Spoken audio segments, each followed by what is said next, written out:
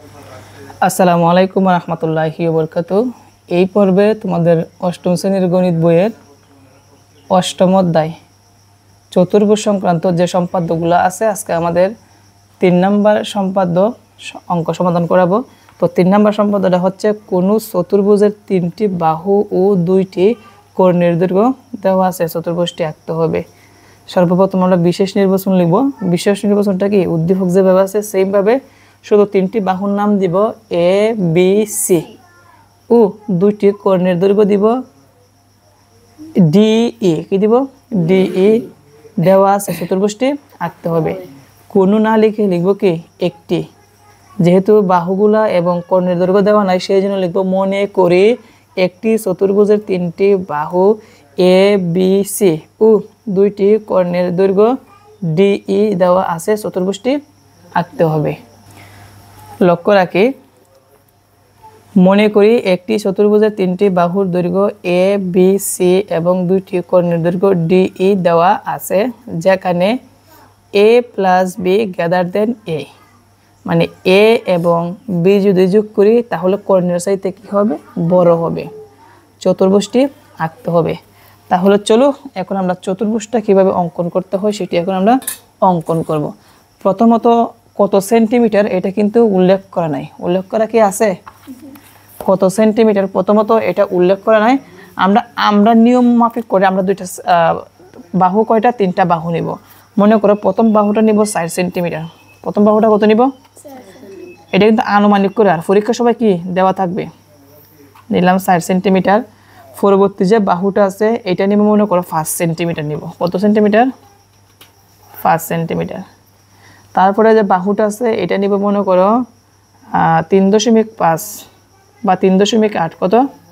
3.8 নিলাম। তো বাহু কয়টা? 3টা বাহু ছিল, 3টা বাহু দিলাম। 3টা বাহুর নাম হচ্ছে, একটা হচ্ছে এ, একটা বি, একটা সি। কর্ণ কয়টা? 2টা কর্ণ। কর্ণ কয়টা? 2টা কর্ণ। তো প্রথম কর্ণটা আমি দিয়ে দিলাম। প্রথম যে কর্ণ আছে এটা মনে করো আমি 5 সেন্টিমিটার দিলাম, আর পরবর্তী কর্ণটা দিলাম 6 সেন্টিমিটার। কত সেন্টিমিটার? 6 সেন্টিমিটার। ওকে, কর্ণগুলোর নাম হচ্ছে ডি, তারপরটা হচ্ছে ই। এখন এই তথ্যগুলো ব্যবহার করে আমাদের একটা কি অঙ্কন করতে হবে? চতুর্ভুজ অঙ্কন করতে হবে। তো চতুর্ভুজ অঙ্কন করার ক্ষেত্রে আমরা জানি প্রথম কি করতে হয়? যে কোনো একটা রশ্মি নিতে হয়, যে কোনো একটা রশ্মি। তো আমরা যে কোনো একটা রশ্মি কি নিব? বিই নিব। কি নিব? বিই, যে কোনো একটা রশ্মি নিব। এটা আনুমানিক করে তোমার যতটুকু লম্বা মনে চায় ততটুকু নিতে পারবা। তো আমি নিলাম, কি নিলাম? যে কোনো রশ্মি বিই নি। আমি মুখে মুখে যেভাবে বলবো অঙ্কনের বিবরণ কি তাই হবে। তো যে কোনো রশ্মি কি নিলাম? বিই নি। এখন এই বিই থেকে আগে কর্ণের কাজ করতে হবে। আগে কিসের কাজ করতে হবে? কর্ণের কাজ করতে হবে। তো এর গত পর্ব কিন্তু আমরা সর্বপ্রথম কিন্তু কর্ণের কাজ নিয়ে করছিলাম। গত পর্বের মধ্যে আমাদের সম্পাদ্য কি ছিল? 2 ছিল। তো বিই থেকে কর্ণ ই এর সমান করে, কর্ণ ই এর সমান করে, সেই জন্য কম্পাসের মধ্যে আমরা পেন্সিলটা লাগাই নিব। কি বলছি? বিই থেকে কার সমান করে? কর্ণ ই এর সমান করে। আমি কর্ণ ই এর সমান করি।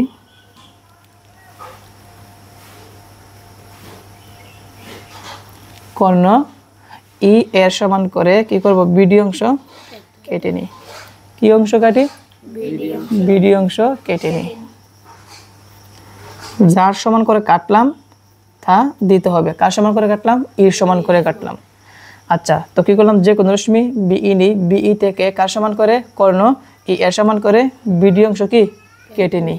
এখন হচ্ছে বি ও ডি কে কেন্দ্র করে 2টা বাহু এ ও বি এর সমান করে বিডি এর একই পাশে 2টা বৃত্তচাপ আঁকি।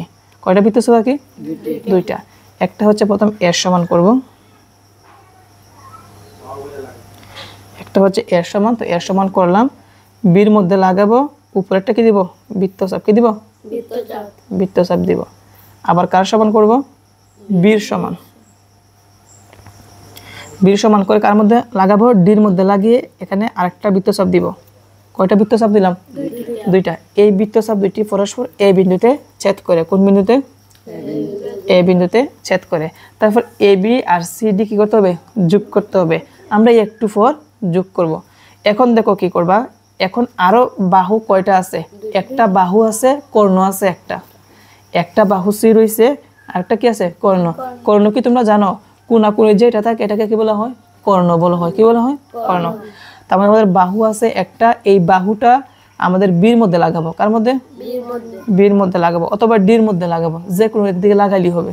তারপর ডির দিকে লাগাবো। কি করব, ডির মধ্যে লাগিয়ে এই জায়গার মধ্যে একটা বৃত্তচাপ দিব। আবার একটা কর্ণ বাকি আছে, এই কর্ণ সমান করে এর মধ্যে লাগিয়ে এই বৃত্তচাপটাকে কি করব, কেটে দিব। তার মানে কয়টা বৃত্তচাপ আঁকবো, দুইটা। একটা বাহু সমান করে, একটা কার সমান করে, কর্ণের সমান করে। সেই জন্য আমরা বলবো ডি ও এ বিন্দুকে কেন্দ্র করে যথাক্রমে সি ও ডি এর সমান ব্যাসার্ধ নিয়ে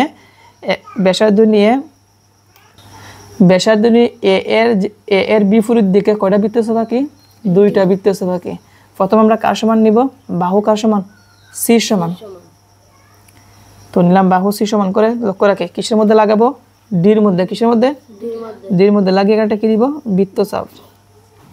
এই বৃত্তচাপটাকে আমরা কর্ণের সমান করে কাটতে হবে। কিসের সমান করে, কর্ণের সমান করে। তো দিলাম কর্ণ সমান করলাম এভাবে। কর্ণ সমান করার পর কুস্তা লাগাইতে হবে, এর মধ্যে লাগে এই বৃত্তচাপটাকে কি করতে হবে, কাটতে হবে। দেখো আমরা কাটলাম, কাটলে পরে কি হবে, একটা ছেদ বিন্দু হবে। এই দুটি ছেদ বিন্দুকে কোন বিন্দু ছেদ করে, সি বিন্দুতে। কোন বিন্দুতে, সি বিন্দুতে ছেদ করে। এখন সবগুলা বাহু কি করব, যোগ করব। এ বি যোগ করি, এ বি, তারপর এডি, এদিকে বিসি, তারপর সিডি,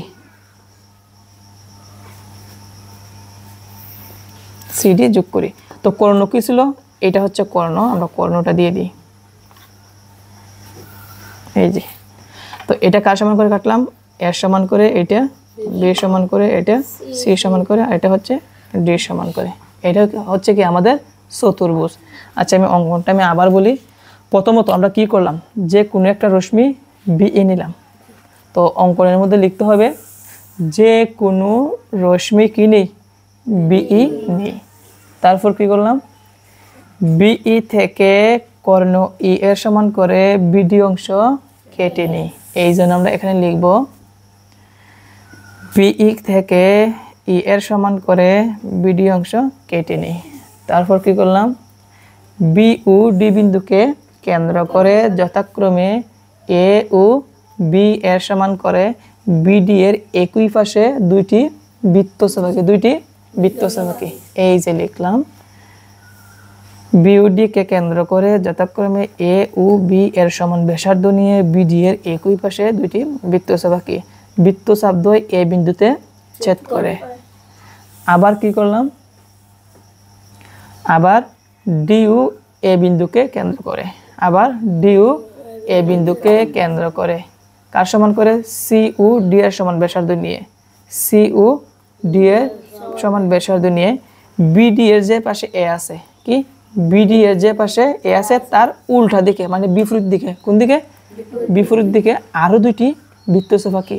বৃত্তচাপ দুটি পরস্পর কোন বিন্দু ছেদ করে, সি বিন্দুতে ছেদ করে। তারপর কি করব, এ কমা বি, এ কমা ডি, তারপরে বি সি সি ডি যোগ করি। তাহলে এ বি সি ডি উদ্দিষ্ট একটি চতুর্ভুজ।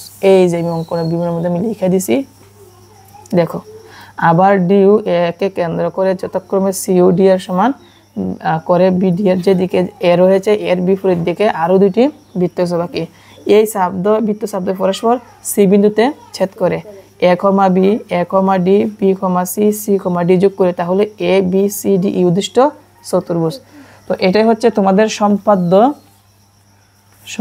কত, সম্পাদ্য 3 সমাধান। আশা করি তোমরা সকলেই সম্পাদ্য 3 কিভাবে সমাধান করতে হয় তোমরা সকলেই বুঝতে পেরেছো। তো পরবর্তী পর্বে তোমাদের সম্পাদ্য যে 4টা আছে এইটা সমাধান করব আজকে এখানেই।